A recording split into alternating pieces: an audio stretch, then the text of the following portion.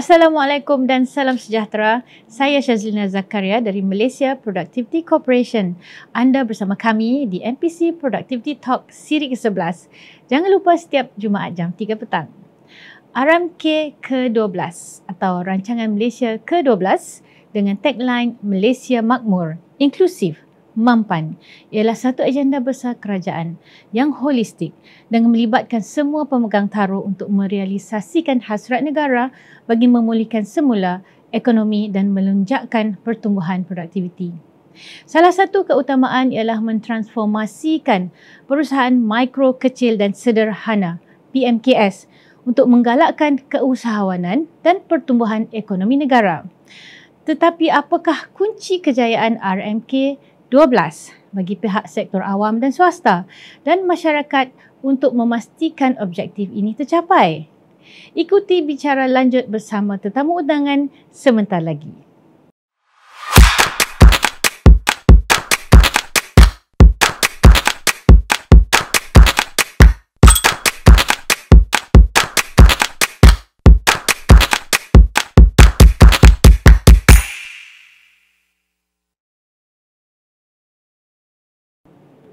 Kembali ke studio, selamat datang ke MPC Productivity Talk siri ke-11, bicara khas Rancangan Malaysia ke-12 dengan tajuk Malaysia Plan, Future and Challenges on Malaysian SMEs Transformation. Dalam siri kali ini, kita akan berbicara mengenai isu dan cabaran dalam mentransformasikan PMKS sebagai pemacu pertumbuhan baharu dalam meningkatkan produktiviti dan daya saing. Jadi bersama-sama saya ialah yang berbahagia Datuk Dr. Shakir Hussein Khalid, Managing Director Syamawar Group, yang merupakan seorang tokoh industri yang mempunyai pengalaman yang cukup luas dalam menerajui syarikat beliau sehingga berkembang maju, dan juga Encik Muhammad Syukri Mat Jusoh, Deputy Director 1 Industri Economic Planning Unit atau EPU, yang bertanggungjawab dalam menjayakan sesi libat urus RMK 12 ini kepada seluruh rakyat dengan lebih meluas. Assalamualaikum dan apa khabar kedua-duanya? Assalamualaikum warahmatullahi wabarakatuh. Sihat ya kedua-duanya? Alhamdulillah. Alhamdulillah. Baik. Berdasarkan RMK 12 yang telah dilancarkan oleh Yang Amat Berhormat Perdana Menteri baru-baru ini dengan tagline Malaysia Makmur, Inklusif, Mampan, ia merangkumi 3 tema, 4 pemangkin dasar, 14 pemacu perubahan. Ia merupakan satu blueprint yang boleh dikatakan komprehensif ya untuk pembangunan Malaysia dalam memulihkan ekonomi dalam jangka masa yang panjang. Jadi kita akan lihat dari sudut cabaran dan masa depan PMKS dalam proses transformasi mereka sebagaimana yang disasarkan. Baik, saya mulakan dengan Encik Syukri.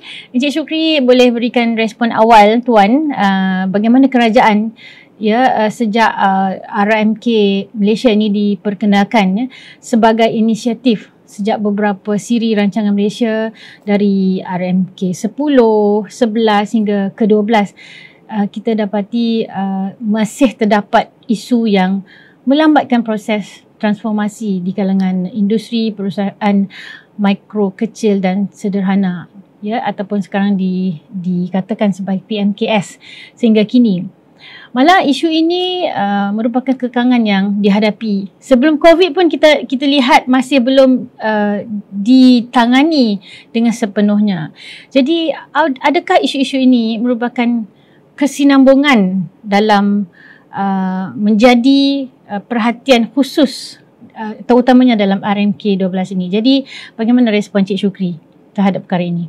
Okay, terima kasih Puan Moderator. Terlebih dahulu saya ucapkan terima kasih kepada pihak MPC kerana menjemput EPU lah sebagai salah seorang ahli untuk membincangkan topik pada petang ini.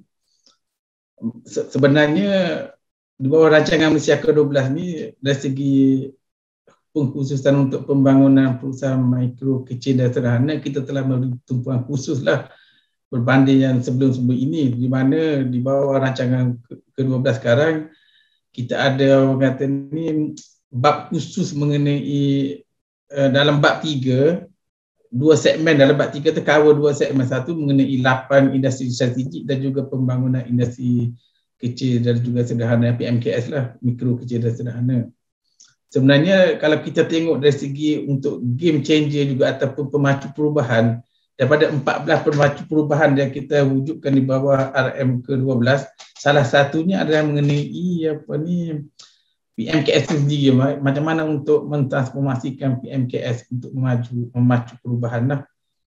Ini menunjukkan betapa pentingnya PMKS kepada ekonomi negara di future lah. Kita juga dapati PMKS ni, kita kalau dia tengok dari segi datanya, merupakan 97% lah daripada keseluruhan organisasi ataupun syarikat yang berdaftar di Malaysia, di mana anggaran kalau ikut data daripada Jabatan Perangkaan Malaysia pada tahun lepas lah 2020, hampir 1.2 juta merupakan PMKS lah yang syarikat di Malaysia, mana menunjukkan PMKS ni memainkan peranan penting lah untuk pembangunan negara lah. Merupakan tunjang lah, kita bagi tunjang untuk pembangunan ekonomi negara. Sebenarnya di bawah RM ke-12 kita telah mengenal pastilah beberapa isu yang biasa dihadapi oleh PMKS lah. Salah satunya isu dari segi orang kata dari segi kurang berdaya saing lah, especially di peringkat antarabangsa lah, mana kurang berdaya saing, di mana kebanyakan PMKS kita ni tertumpu di pada pasaran tempatan lah. Selain itu, antara isu lain yang biasa dihadapi oleh PMKS seperti dari segi pergantungan pada teknologi yang apa kata ni, bukan teknologi termaju lah, maknanya teknologi yang biasa-biasa lah, kebiasaan. Ini genre ni, tapi sebenarnya ada jugalah PMKS yang ke depan pun ada, cuma kita maksudkan ni sebagai generalis lah, sebagai genre masalah-masalah yang dihadapi oleh PMKS. Mungkin juga salah satu juga PMKS juga menghadapi masalah dari segi pembiayaan dengan institusi keuangan lah. Kita dapati banyak juga PMKS menghadapi masalah untuk mendapatkan pinjaman ataupun geran daripada especially pinjaman lah daripada institusi keuangan. Walaupun memang kita ada dalam sistem, memang banyak institusi keuangan diwujudkan, tapi kita pun fahamlah berdasarkan kriteria semasa yang ditetapkan, sometimes agak sukar jugalah untuk bisnes PMKS mendapat pinjaman yang kata ni seperti yang di pohon dah. Ada isu mungkin dia akan ditolak bergantung kepada kedudukan keuangan syarikat lah. Selain itu, mungkin PMKS juga kita lihat antara isu lain mungkin dari segi orang kata pergantungan kepada pekerjaan yang kurang mahir lah. Itu sebagai apa orang kata genre untuk industri award di Malaysia lah, mana memang kita kalau ikut dasar semasa kerajaan, macam kita dah melancarkan dasar 4IR negara, maknanya di masa hadapan kerajaan akan cuba membawa industri dan juga syarikat-syarikat negara ke arah adaptasi industri 4IR. Dan dalam masa sama, tahun ini juga kita juga telah melancarkan dasar main digital lah, yang mana kita akan menggalakkan syarikat-syarikat Malaysia beralih kepada teknologi digital. Sebenarnya tumpuan di bawah rancangan Malaysia ke-12 ke arah inilah, mana salah satu tumpuan utama di masa hadapan di bawah sampai 2025 ni, kita akan memberi tumpuan digital kepada pembangunan PMKS lah. Pembangunan digital dan juga pembangunan berasaskan teknologi yang secara umumnya usaha transformasi kerajaan ini akan melibatkan semualah, mana termasuk mikro M tu, PMKS tu termasuk mikro, kecil dan sederhana. Mana tumpuan kerajaan semua kategori PMKS lah, bukan kata yang kecil ataupun sederhana, tapi termasuk mikro. Dalam masa sama, kerajaan juga akan lebih menumpukan kepada sebenarnya PMKS ni dah register. Ada juga orang kata yang belum register ni, tapi consider mikro tapi tak register lagi lah. Mungkin bisnes mereka tak register. Yang ni pun kerajaan akan menggalakkan pihak di luar sana, pihak industri di luar sana untuk mendaftarkan perniagaan mereka lah. Sebab saya difahamkan banyak lagi yang tak register perniagaan mereka ni. Tapi dari segi memanglah kita akui yang COVID-19 ini memberi impak yang besar lah kepada perniagaan, di mana berdasarkan survey yang telah dijalankan oleh MEDAC pada tahun 20 tahun ini juga difahamkan hampir 37,000 syarikat telah tutup lah kerana kesan pada pandemik COVID lah. Tapi sebenarnya kalau ikut bantuan semasa kerajaan untuk PMKS ni kira banyaklah. Kalau ikut pengumuman di bawah yang dibuat oleh Perdana Menteri sebelum ni, kita ada berbilion dah telah diperuntukkan untuk membangunkan semula PMKS masa pandemik COVID ni, termasuk perniagaan biasalah. Tapi saya rasa memandangkan macam saya cakap tadi, memandangkan data maklumat PMKS yang paling ramai, 97% daripada establishment keadaan negara, maknanya saya percaya bantuan-bantuan ni insya-Allah lah akan sampai kepada PMKS tadi lah. Sebab kita tengok tadi 1.2 juta, hampir 1.2 juta yang pertubuhan yang ada di Malaysia ni merupakan PMKS 97%. Maknanya kerajaan dalam masa sama di bawah pakej penjana yang before ni kan telah menyediakan berbilion lah peruntukan, macam yang orang kata untuk subsidi upah dan sebagainya, pinjaman dan sebagainya lah, untuk membantu PMKS revise semula perniagaan mereka lah. Bagi Datuk Shakir pula ya, respon awal Datuk dalam tempoh RMK 10 hingga ke RMK 12. Jadi kita lihat pelbagai usaha telah dilaksanakan untuk menyokong pembangunan PMKS ini dengan memperkukuh pertumbuhan industri secara mempercepatkan reformasi struktur, inovasi dan penerima gunaan teknologi. Ya, walau bagaimanapun masih terdapat beberapa cabaran dari segi pembangunan industri PMKS, seperti Encik Shukri katakan tadilah, dari segi teknologi, kurang tenaga mahir, kesediaan revolusi industri 4.0 dan tumpuan terhadap international trade dan sebagainya. Tambahan pula kita lihat pandemik COVID-19 ini tidak dirancang dan menjejaskan pencapaian syarikat.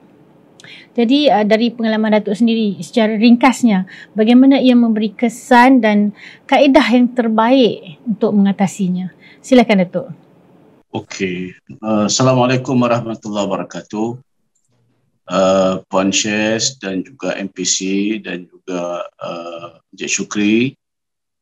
Saya pertama sekali nak ucapkan terima kasih kerana kita dapat satu sesi petang ni untuk membincangkan RMK 12 ni dan juga bagaimana RMK 12 ni membantu PMKS dalam meneruskan perjalanan perniagaan. Dia satu journey, satu proses yang saya kira penting untuk memastikan tunggak negara, PMKS adalah merupakan tunggak kepada pembangunan ekonomi negara ni masih boleh terus relevan walaupun menghadapi saat-saat sukar. Saya ada beberapa poin penting. Tadi Syaz menceritakan mengenai RMK 11 dan kita pun sibuk membincangkan mengenai pendigitalan, revolusi IR 4.0 dan segala macam isu yang masih lagi pending daripada RMK 11 dan kita berusaha keras supaya hasilnya boleh dicapai oleh PMKS. Itu yang dilakukan oleh kerajaan dan itu yang dilakukan oleh semua agensi-agensi kerajaan dalam membantu PMKS. Tapi COVID-19 ni, dia adalah satu perkara yang cukup berbeza. Sepanjang 100 tahun, kalau saya sekarang umur 52 tahun, dalam hati saya muda lah, usia je 52 tahun, kita pernah melalui pandemik seumpama ini. Dan kalau dulu pada tahun 1997-1998 barangkali kegawatan ekonomi, dia hanya melibatkan sektor kewangan. Itu melibatkan ekonomi itu sendiri. Tapi pada tahun ini dia adalah satu benda yang di luar daripada kawalan ekonomi. Tapi kesannya memberi impak yang begitu hebat sekali sehingga menjadikan pertumbuhan ekonomi kita sewaktu PKP menjadi negatif. Jadi saya fikirkan dia adalah satu persoalan yang serius yang barangkali kalau kajian perlu dibuat secara detail, dia mesti dilaksanakan kerana dia ini bukan biasa-biasa. Dia telah memberi kesan yang banyak. Tadi pun Encik Shukri sebut banyak PMKS yang gulung tikar, hampir 31,000 syarikat yang terpaksa tutup. Ya. Jadi dia ada banyak isu yang kita lalui kat sini. Satu, kita nak fikirkan macam mana mikro ni boleh relevan dengan menghadapi isu COVID-19 dan juga isu PKP yang hampir 2 tahun yang melemahkan segala struktur. Itu kita tahu. Bagaimana juga MKS itu sendiri untuk menggerakkan bagaimana pelaksanaan akan datang selepas daripada pandemik kepada endemik ini. Jadi saya meletakkan cabaran PKP ni dengan RMK 12 ni, bagi kita yang PMKS ni ada beberapa perkara penting yang apa yang saya laksanakan dan apa yang saya tekankan kepada seluruh staf dan juga rantaian yang kita ada, yang kita kenal. Macam biasa, dia terlibat dari sudut pertama sekali persiapan mental kita. Mental strength, sebab semuanya bermula daripada sini. Lepas itu, dia melibatkan spiritual preparation. Again, saya selalu sebut seluruh daripada bisnes perjalanan yang bersifat fizikal ini, dia bermula daripada individu-individu dalam PMKS tu. Betul, bantuannya ada, kewangannya ada, tapi individu-individu sendiri perlulah mempunyai elemen-elemen yang cukup untuk berhadapan dengan suasana yang kritikal baru-baru ni, dan keadaan pun masih lagi kritikal sehingga kini sebab dia tidak akan berubah begitu saja. Lepas itu, yang ketiga ialah dari sudut fizikal. Ya, saya rasa dengan keadaan COVID-19, orang-orang yang kita kenal pun ramai yang meninggal dunia, ahli keluarga mereka pun yang meninggal, ada yang meninggal secara drastik dan ramai dalam ahli keluarga. Itu banyak menjejaskan isu-isu kesihatan mereka dari sudut mental dan juga dari sudut perasaan mereka. Dan yang kritikal, ada juga yang dihinggapi dengan penyakit yang dipanggil long term COVID yang masih lagi memerlukan masa untuk pulih sepenuhnya. Jadi bagi saya, tiga perkara ni perkara penting yang kita buat, yang kita cuba kongsi barangkali ini yang kita buat. Kita faham apabila berlaku saja PKP baru ni dengan RMK 12-nya, kita tahu kita berada dalam suasana yang sukar. Dengan keadaan kilang terpaksa ditutup, perlukan surat MITI, hanya boleh 50% saja kapasiti untuk bekerja. Lepas itu pula waktu kerja yang terhad, dan kemudian itu pula kita ada masalah-masalah seperti logistik yang tak boleh kita dapatkan sumber bahan mentah. Sumber bahan mentah bila kurang dia jadi naik, kos logistik yang mahal. Lepas tu kita berhadapan dengan suasana yang tidak menentu dari sudut kewangan, dan juga segala liability semasa yang kita perlu bayar, kena bayar, sementara nak menunggu beberapa keputusan daripada kerajaan. Jadi kesemuanya itu datang dalam bentuk sekaligus. Dan kita terpaksa sortingkan satu persatu. Maknanya kalau kita terletak dalam satu pinggan, kita adjust satu persatu untuk kita tengok macam mana kita nak selesaikan segala urusan ni dengan keadaan yang memastikan kita ada kesinambungan. Kita boleh teruskan dan melalui keadaan. Waktu itu kita tak tahu adakah perjalanan ni setahun, 2 tahun, 3 tahun atau 4 tahun. Jadi cuma kita kena prepare for the worst. Saya nampak apa pengalaman yang kita buat ialah dari sudut mentally prepared, maknanya kita duduk dan bincang budaya kerja yang kita ada sebelum tu, yang kita bermesyuarat dan review strategi kita setiap 3 bulan, setiap 2 bulan, ini kita kerapkan lagi sebab kita nak berhadapan dengan risiko yang kita tak pasti. Kita ambil tindakan-tindakan yang perlu, dan lepas tu kita cuba meletakkan suasana ataupun keadaan untuk kita troubleshoot setiap satu perkara tu dengan cara yang betul. Ya? Maknanya kita tak boleh terlalu gopok dan kita juga tidak boleh terlalu perlahan. Jadi 3 faktor tadi yang saya sebut, mental, spiritual, physical ni, antaranya yang kita buat dari sudut spiritualnya ialah selain pada sembahyang hajat dan sebagainya, doa sebagainya, kita baca Yasin online every Friday. Dan kita berdoa supaya Allah Subhanahu Wa Taala bagi kita ruang dan jalan supaya kita boleh bangun semula. Baik. Jadi isunya sekarang, soalan daripada Syaz tadi beritahu tadi ialah RMK 11 kita nak pergi ke depan dah. Kita dah ingat kita boleh mencapainya dengan barangkali lagi setahun atau 2 tahun sebelum RMK 12. Tapi bila kena COVID ni, kita barangkali sudah backward beberapa tahun ke belakang. Dan saya ingat research masih lagi tengah dibuat untuk kenal pasti data-datanya. Dan data yang tutup, data yang bankruptcy, data yang terlibat dengan kekangan kewangan yang menyebabkan hutang liabilities selepas moratorium habis. Semua data-data ni masih lagi tengah dikolek. Ada yang dah ada yang tak ada. Tapi maksudnya sekarang ni bila kita sudah mengundur ke belakang, Saya suka bila Menteri Kewangan kita dulu sebut ada 3 R yang kita kena buat ni. Yang disebut recovery, dan juga yang kedua adalah resilience. Lepas tu yang ketiga ialah reform. Jadi proses kita sekarang ni saya nampak ialah kita baru nak masuk tingkat recovery. Dan kita nak cerita pasal resilience, nanti soalan daya tahan, daya juang. Saya ingat ini satu topik yang cukup kritikal dan cukup tidak mudah. Dan macam mana kita nak gunakan apa yang RMK 12 ni supaya sampai kepada PMKS, yang penting kena sampai.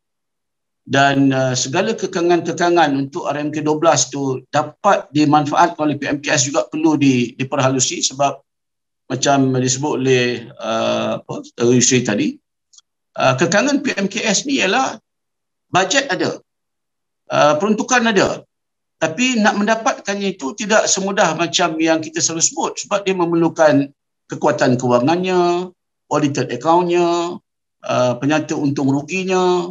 Jadi kalau dia sudah berhadapan dengan 2 tahun suasana bisnes yang tidak menentu dan syarikat yang tutup pun ramai, yang bankrupt pun ramai, jadi saya yakin untuk syarikat-syarikat PMKS menyiapkan segala keperluan ini untuk mendapatkan geran-geran ataupun loan ataupun peruntukan kewangan yang ada tadi itu, kalau syarat-syarat itu dikekalkan seperti biasa, tidak dipermudahkan lagi, dia akan menjadi satu halangan untuk bagaimana RMK 12 ini dapat sampai kepada PMKS. Jadi maknanya untuk menjawab soalan Syaz tadi, saya kira begini. Kita cerita banyak isu-isu RMK 11 yang kita tak tercapai, dalam keadaan belum tercapai, tiba-tiba kita dilanda dengan satu wabak yang besar yang beri kesan pada PMKS. Dan saya sebutkan tadi preparation kita, apa yang kita buat dari sudut mental, spiritual dan juga fizikalnya, itu satu benda untuk kita kekal sehingga hari ini.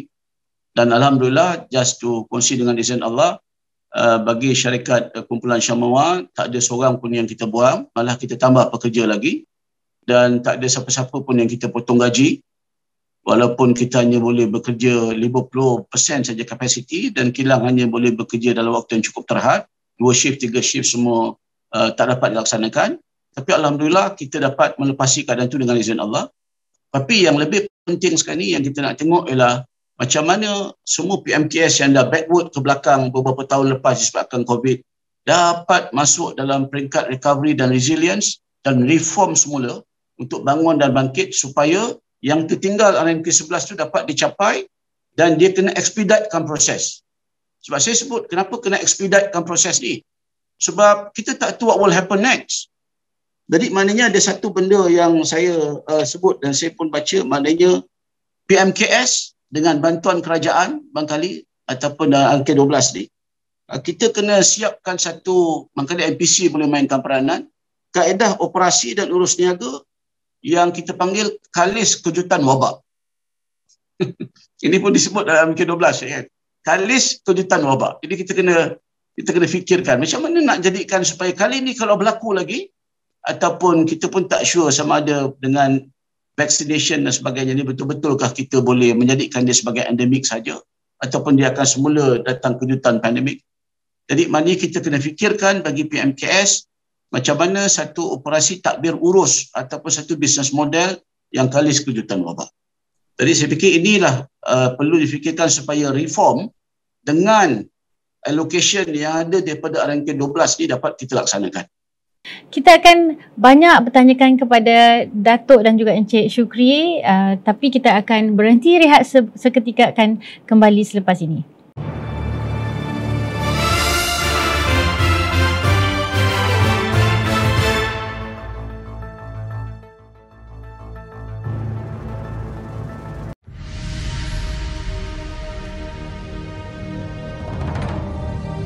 Ayuh keluarga Malaysia, kita bulatkan tekad dan bersatu hati untuk terus memelihara serta mempertahankan kedaulatan negara.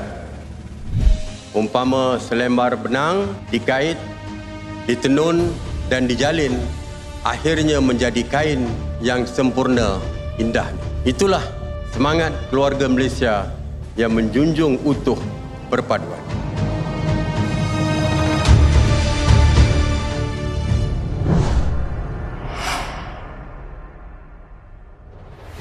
Rancangan Malaysia ke-12, sebuah pelan hala tuju pembangunan negara bagi tempoh 2021 hingga 2025 akan datang yang memenuhi aspirasi keluarga Malaysia dan menggerak wawasan kemakmuran bersama 2020-2030. Ia menzahirkan iltizam bagi mewujudkan Malaysia yang makmur, inklusif dan mampan pada masa hadapan.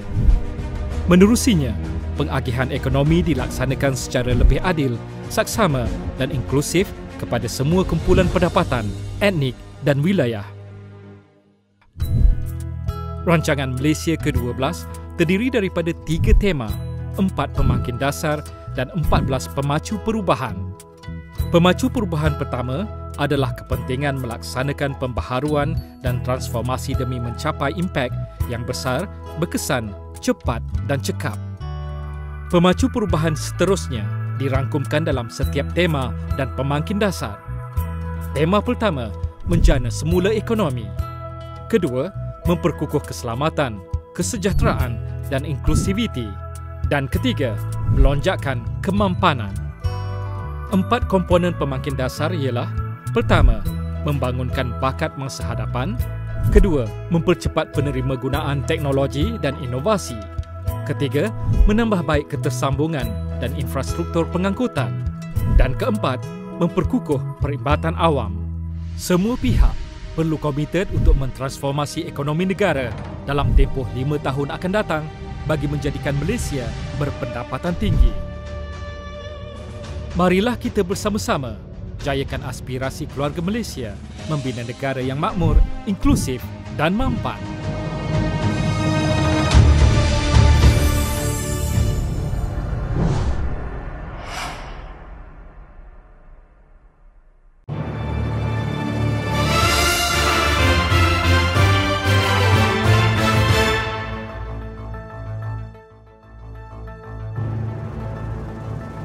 Kembali ke studio MPC Productivity Talk siri ke-11, rancangan khas berbicara mengenai RMK ke-12.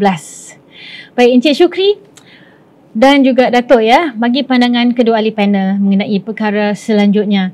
Saya ingin bertanyakan kepada Encik Syukri dahulu, mungkin Datuk boleh respon kepada isu ini juga ya.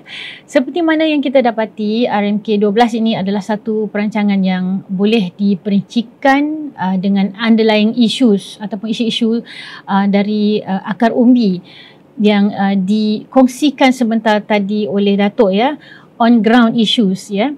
Jadi bagaimanakah pelaksanaan RMK ke-12 ini melalui teras dan pemacu peningkatan pertumbuhan ekonomi dapat dipastikan ianya boleh mengatasi isu dan cabaran ini demi meningkatkan produktiviti dan daya saing PMKS. Mungkin ada priority list dalam pelaksanaan.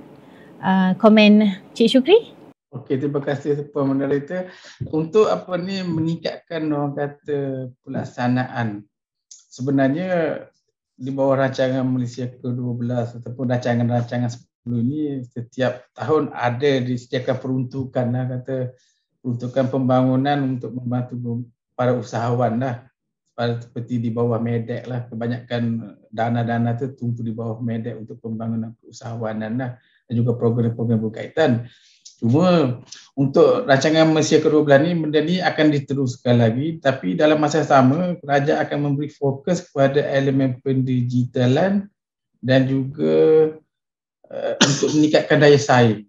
Maknanya serta daya saing serta antarabangsa, mana 3 elemen utama ini akan diberi fokus kepada kerajaan di bawah rancangan Malaysia ke-12 lah. Maknanya mungkin di masa hadapan sehingga 2025 projek-projek pembangunan kita cuba linkkan dengan dengan strategi di bawah rancangan Malaysia ke-12 lah. Salah satu macam antarabangsa, maknanya sekarang kita lihat dari segi data yang terbaru, ekspor PMKS pun dah merosot lah. Dari segi ekspor, nilai ekspor dah merosot compare dengan tahun sebelumnya 2019. Maknanya tapi hingga 2025 macam mana kita nak revive ekspor kita, mana nak menjadikan PMKS kita lebih kompetitif. Dalam usaha ini kita akan menekankan elemen pendigitalan dan juga elemen antarabangsa lah. Mana antarabangsa kita make sure produk yang dikeluarkan oleh PMKS kita adalah orang cakap produk yang dapat diterima di peringkat antarabangsa lah, dari segi standard kualiti sama ataupun lebih baik daripada peringkat antarabangsa. Ini akan menentukan pasaran produk kita dapat menembusi pasar antarabangsa lah. Dalam masa sama dari segi pendigitalan, especially ini lebih fokus kepada PMKS tempatan lah. Kalau dari segi pemasaran tempatan, dengan adanya digital, walaupun COVID, kita tengok terdapat setengah bidang perniagaan macam secara online, kita dapati perkembangan perniagaan mereka berlaku perkembangan lah walaupun dengan adanya COVID, kerana mereka dapat memasarkan produk melalui saluran digital. Sebab itu di bawah rancangan Malaysia ke-12, kerajaan akan orang kata ni meningkatkan lagi elemen pendigitalan, akan beri fokus pada elemen pendigitalan di kalangan PMKS. Saya difahamkan kita ada pusat sehenti untuk pendigitalan juga akan dimanfaatkan dah di keluarga Malaysia, sampai nama terlupa dah ni. Untuk keluarga Malaysia akan dimanfaatkan jadikan pusat digital di masa hadapan dah, utamanya untuk PMKS di kawasan luar bandar lah.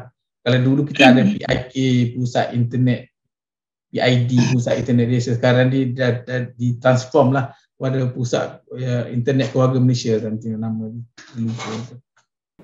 Baik Datuk, komen Datuk mengenai inisiatif yang dikatakan oleh Cik Shukri sebentar tadi dalam memudah cara PMKS dalam bidang teknologi dan pengantarabangsaan tersebut. Bagaimana Datuk? Saya berpandangan bahawa pertama sekali, mana-mana PMKS yang masih ada, kita perlu bagi satu nafas baru. Nafas baru ni maksudnya perlu ada satu session yang PMKS ni diberikan pandangan ataupun perspektif yang baru. Sebenarnya bukan baru tu baru sangat, tapi disebabkan apa yang berlaku baru ni merupakan kejutan, jadi masih ramai lagi yang tercari-cari dan cuba nak memikirkan 3R yang kita sebut tadi. Jadi berjayanya RMK 12 ni kepada PMKS ialah apabila PMKS fully aware di mana dia berada dan apa yang perlu dia buat. Maknanya PMKS ni perlu mainkan peranan yang paling utama supaya matlamat kita ataupun matlamat kerajaan untuk kembali semula dalam antarabangsa ni berjaya dapat dicapai. Sebab sambutannya adalah pada PMKS. Kalau PMKS ni tidak dibangunkan dulu atau tidak dineutralkan semula dan tidak digilapkan semula, barangkali kebanyakan daripada mereka tu macam tepu dan tercari-cari dan memerlukan masa yang agak lama untuk bangkit semula. Itu isu pertama. Isu yang kedua, saya setuju dalam keadaan apa-apa yang sudah berlaku dengan RMK 12, saya yakin PMKS yang mana ada, yang masih eksis selepas daripada diuji dengan ujian yang berat ni, pada saya mereka ni adalah cream of the cream. Maknanya mereka ada certain quality, certain tadbir urus yang bagus, ada foundation, ada inovatifnya, ada kreativitinya, ada teknologi drivennya yang menyebabkan mereka boleh bertahan. Jadi yang ini, apa yang perlu dibuat kepada grup-grup yang ada ni ialah bagaimana perlu disuntik dengan satu kita panggil yang boleh stimulate dia supaya dia boleh buat dengan lebih cepat. Ya? Supaya dia boleh accept, supaya dia boleh gerakkan dengan lebih laju, supaya isu-isu yang dibangkitkan oleh Cik Shukri macam antarabangsaan, daya saing dan sebagainya itu dapat diatasi, ya? Dan dapat dibuat dengan kadar segera. Jadi saya ambil sedikit cabaran sebab definitely dalam mengembalikan semula kekuatan ekonomi negara dengan RMK 12, ada satu benda yang saya selalu sebutkan bahawa kita kena memastikan bahawa political stability dalam negara kita ni kena bagus. Sebab kita talking about execution later on. Dan kalau boleh kena ada, bukan pisah, tapi kena ada garis yang jelas bahawa tadbir urus, pelaksanaan, misi, bantuan PMKS, syarat, polisi dan sebagainya tidak berubah seperti berubahnya parti politik yang memerintah negara. Kalau berubah begitu dan orang bawah tak jalan sebab tunggu menteri baru dan sebagainya, saya bimbang PMKS nanti dia sudah tidak ada energi atau stamina nak continue sebab satu polisi atau bantuan yang nak digerakkan tu ambil masa yang lama disebabkan berlaku perubahan-perubahan polisi. Kita harapkan itu tak berlaku dan saya yakin bahawa kaki tangan kerajaan yang sedia ada dan tim yang sedia ada, mereka cukup profesional dalam mengendalikan isu ini dan kita perlu bagi sokongan supaya pelaksanaan RMK 12 ini dapat dilaksanakan. Baik, itu yang kedua. Yang ketiga, pendigitalan ni satu benda yang kritikal. Dia definitely, kalau dulu kita kata industri 4.0, kita mencerita mengenai reduce waste, increase productivity, increase kita punya profitability dan kita reducekan cost. Kita tidak reducekan quality. Maknanya in order to increase profitability dengan cara mengurangkan cost, bukan menaikkan harga. So ini mission yang kita continue, mesti. Sebab end of the day, let me share my experience a bit about this. Bila pasaran permintaan, kita kata masa PKP dia menurun dan sekarang ni start mula meningkat semula. Dan company-company ataupun PMKS yang ada, mereka ini struggle dalam mencari projek-projek supaya mereka ada continuity. Jadi apabila itu berlaku dengan keadaan uncertainty, raw material yang meningkat naik sebagai contoh because of PKP, logistik yang fluctuation teruk begitu sekali, currency yang saya kira begitu volatile yang menyebabkan kita payah nak predict projek-projek jangka panjang, terutamanya untuk export market. Jadi ini semua menyebabkan PMKS kena buat keputusan-keputusan, anticipate dan buat prediction yang mesti tepat. Mesti 95% and above. Kalau sekiranya dia tidak tepat, itu boleh menyebabkan dia jatuh kepada kerugian. Dan itu berbahaya. Saat ini adalah bahaya. Sebab kalau mereka cuba bertahan selama 2 tahun, mereka kena pastikan, PMKS kena pastikan selepas ini ialah mereka mesti ada recovery dan mereka kena reform.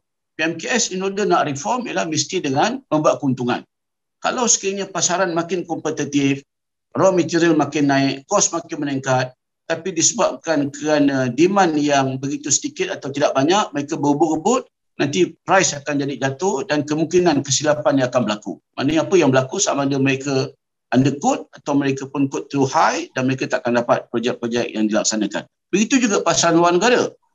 Kita hakikatnya, kita kena terima hakikat, kita Malaysia dengan 34 juta population, kita tak boleh ataupun tak mampu nak bersaing seperti mana China. Dan dalam keadaan apa yang berlaku baru-baru ni sebagai contoh pasaran antarabangsa, kita ambil contoh yang paling mudah sajalah. Kita ambil contoh test kit lah. Ya, sebab saya pun terlibat dalam semua Medicare ni, kita ada test kit. Daripada semua test kit yang diluluskan untuk COVID-19 ni, saya boleh katakan 80% semuanya datang daripada China. Dan mereka bukan saja berada di Malaysia yang lulus by Medical Device Act, mereka berada di mana-mana. Jadi ini kita lihat bahawa bagaimana mereka tukar adversity to advantage. Maknanya itu benda yang saya nampak. Dalam keadaan begitu pun kita di Malaysia kita masih tak ada lagi test kit yang dikeluarkan oleh syarikat lokal kita. Kalau ada satu test kit yang dapat MDA approval dan sebagainya yang boleh dipasarkan, paling tidak ada 34 juta atau barangkali 20 juta million population yang boleh digunakan. Itu sebagai satu contoh. Maknanya kita dalam keadaan begini, kita terpaksa fikirkan bekerja lebih keras supaya Malaysia dapat kembali semula kepada ekspor walaupun kita tahu dari sudut pricing kita tidaklah bagus. Kita tidaklah sekompetitif seperti barang-barang daripada China. Dan dengan keadaan fluctuation dan juga dengan keadaan logistik yang meningkat naik dan sebagainya, PMKS perlu terpaksa lebih berhati-hati untuk memastikan bahawa mereka tidak buat kesilapan-kesilapan yang menyebabkan mereka rugi. Jadi pendigitalan adalah satu perkara yang penting yang saya fikirkan memang RMK 12 menekankan pendigitalan dan dia perlu disupport sepenuhnya oleh PMKS sebab pendigitalan adalah merupakan elemen untuk menjimatkan kos. Baik. Itu saya amat yakin. Jadi maknanya kalau sekiranya PMKS tidak mengambil peluang yang maksimum daripada pendigitalan, saya rasa kita akan left out dan lama-lama PMKS ini tidak akan ada daya tahan. Jadi banyak isu yang nak dibincangkan, pendigitalannya apa, bagaimana implementationnya, apa bantuan-bantuan skim yang ada dan bagaimana PMKS perlu exploit atau perlu ambil peluang ini untuk mendigitalkan setiap benda yang ada. Sebab it's a cost saving untuk company punya operation. Saya rasa ini satu budaya baru. Dulu kita selalu kata cakap terus Skype, video dan sebagainya, kita tak ada feel, you know. Tapi end of the day kita kena terima hakikat dengan keadaan pandemik, risiko penyakit dan sebagainya. Kita kena fikir apa impact minimum dan bagaimana kita boleh meneruskan keselambungan hidup dan perniagaan PMKS. Baik, soalan terakhir untuk Cik Syukri dahulu ya. Dalam tempoh RMK 12, isu serta yang telah kita kena pasti di peringkat akar umbi yang saya katakan sebentar tadi di sektor PMKS ini sentiasa dipengaruhi oleh faktor luaran yang tidak dapat dijangka dan kita tidak tahu di masa hadapan bagaimana lagi ya. Jadi bagaimana kita boleh pastikan keupayaan RMK 12 dapat dijayakan dengan lebih berkesan demi masa hadapan PMKS yang terjamin? Silakan Cik Syukri.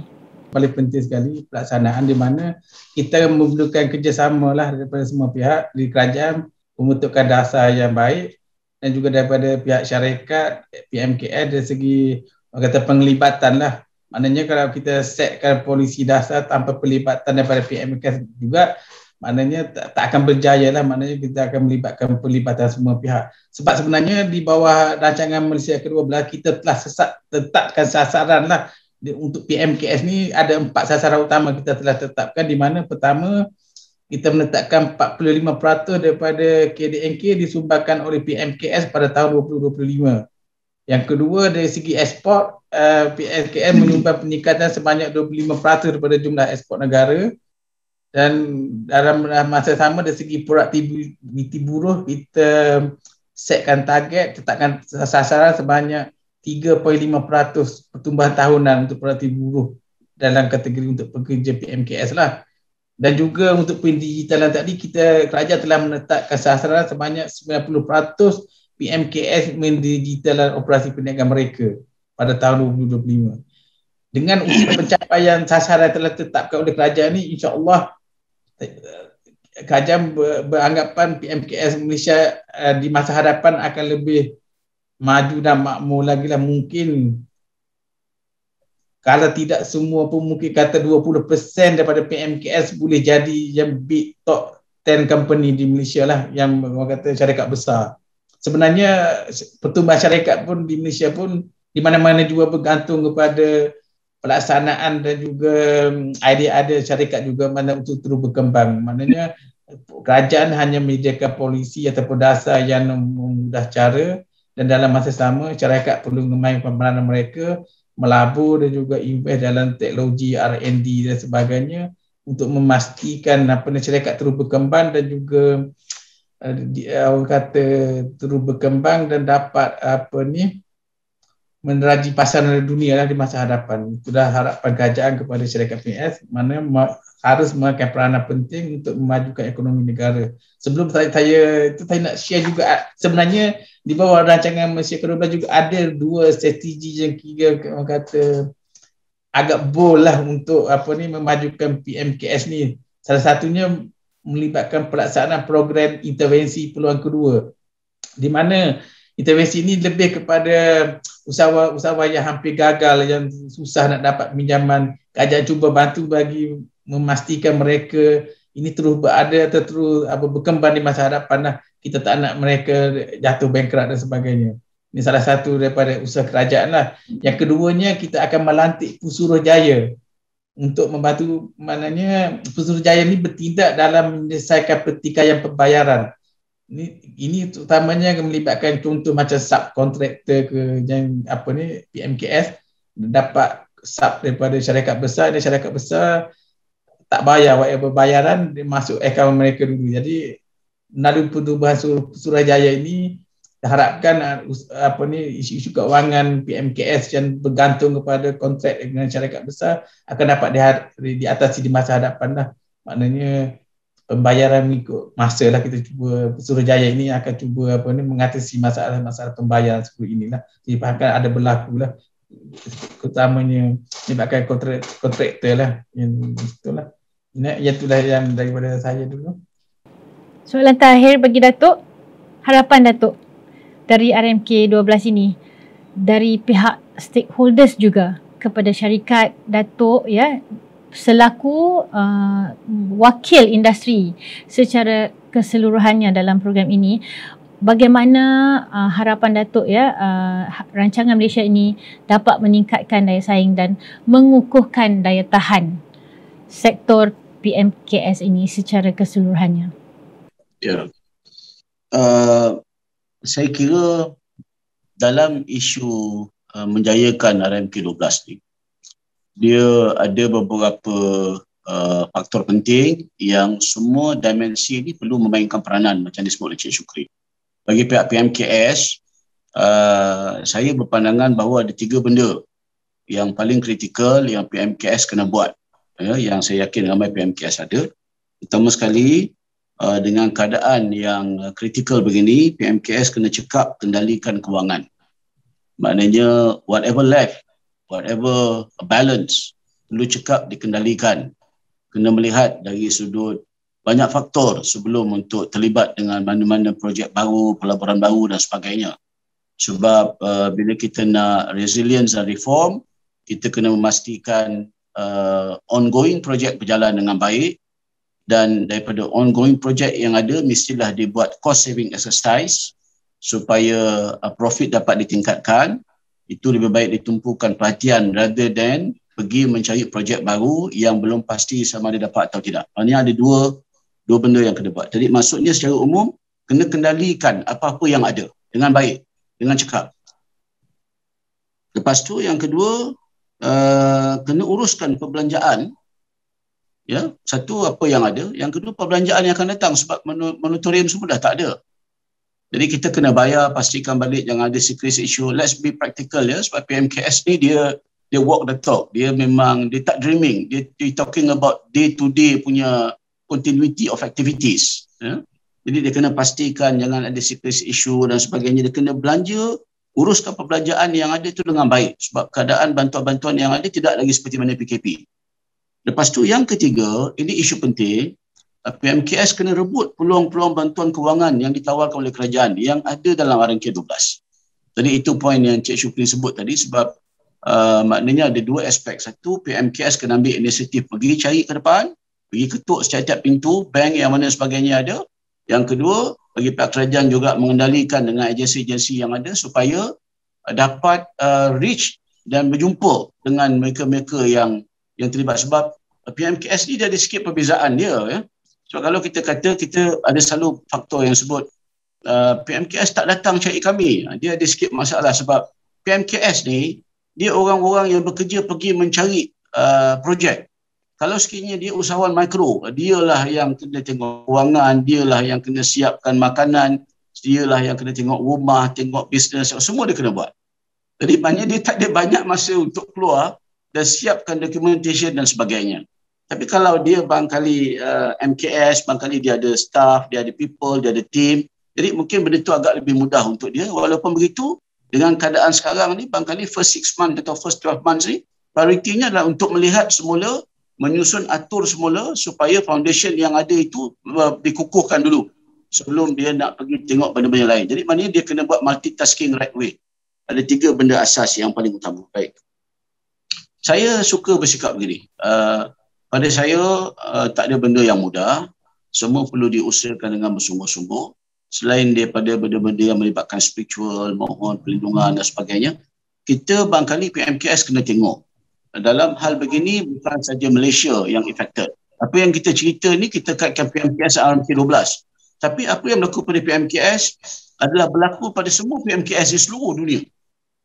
Jadi barangkali di sini kita boleh tengok balik bagaimana PMKS di tempat-tempat lain bangunkan PMKS. Dan daripada situ kita cuba tengok mana yang lebih relevan atau praktikal untuk Malaysia punya PMKS, laksanakan dia. Jadi barangkali MPC boleh mainkan peranan, pada pandangan saya, mainkan peranan bersungguh-sungguh untuk menjadi bridging isu-isu ini supaya PMKS ada satu clear direction dan ada satu barangkali comparison dan networking yang boleh melihat bagaimana agensi kerajaan di sana membantu PMKS dia dan apa pula peranan PMKS. Baik, itu yang kedua. Yang ketiga, PMKS sekarang ni kita cerita, Syaz tadi tanya soalan mengenai mikro. Saya fully understand. Mikro ni keadaannya susah. Jadi PMKS perlu ada satu inisiatif yang ini kita sendiri buat. Kita rather than kita beli mesin baru, kita sewa kilang yang lebih besar barangkali, kita work in synergize. Maksudnya kita sinergi dengan makro yang ada, kita cari mereka, kita bagi kerja pada mereka supaya mereka boleh dapat bernapas mula. Tujuan ni supaya bernapas saja. Dan bila kita bagi pada mereka, dia ada dua benefit. Satu, mereka dapat menjalankan operasi mereka, dan kita juga tidak perlu lagi untuk belanjakan capex yang banyak untuk beli mesin dan sebagainya.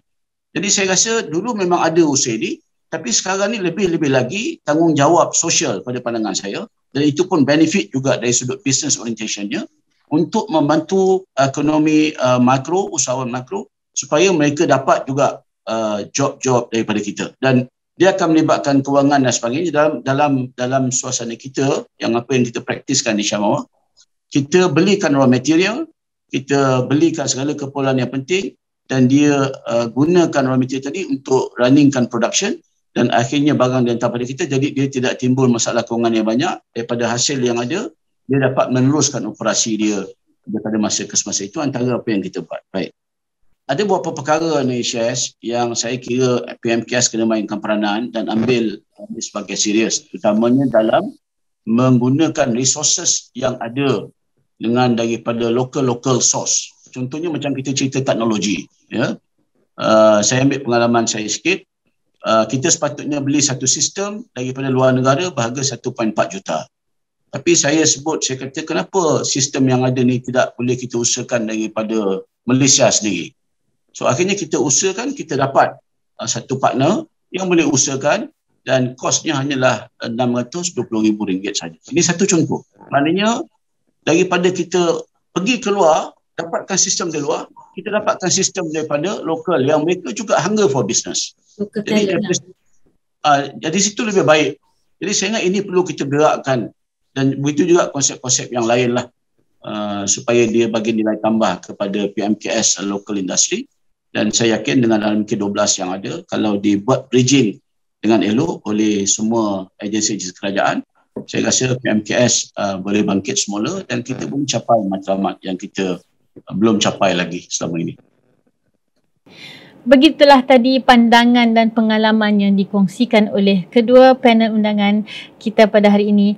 Kami ingin mengucapkan terima kasih kepada Yang Berbahagia Datuk Shakir Hussein dari Syamawa Group dan Encik Muhammad Syukri Mat Jusoh dari EPU kerana sudi bersama-sama kami pada kali ini. Terima kasih sekali lagi.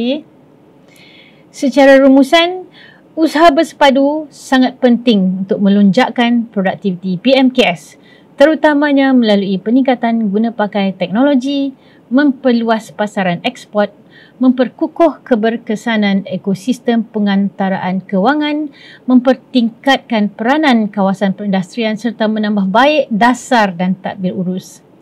Semoga input-input yang diberikan memberi sumber inspirasi kepada kumpulan industri PMKS di luar sana dan masyarakat secara amnya dalam merealisasikan RMK 12. Sehingga kita bertemu lagi minggu hadapan pada jam 3 petang hari Jumaat. Kekal positif, kekal produktif.